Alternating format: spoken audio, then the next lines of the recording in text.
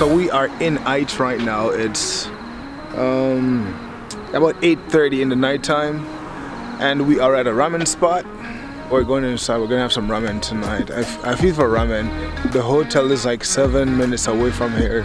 There's no what? There's no booths. It's all sitting, and Tiffany can't sit on these swings and eat, but they can't move. So I decided against the ramen. So we're gonna go to the hotel first, and then we decide what we're gonna eat.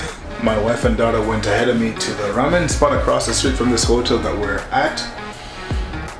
So I'm on my way there. I was trying to avoid going out just now, but she's saying it's really good.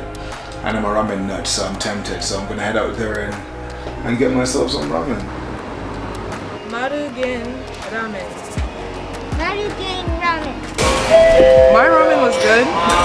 Karage was really good. The gyozas were just normal but good, and the fried rice is really good too. So I can't complain. Here's what they have on the menu here. Where you eat. It's important not to overdo the spice because trust me, you're gonna be coughing and you won't enjoy your ramen.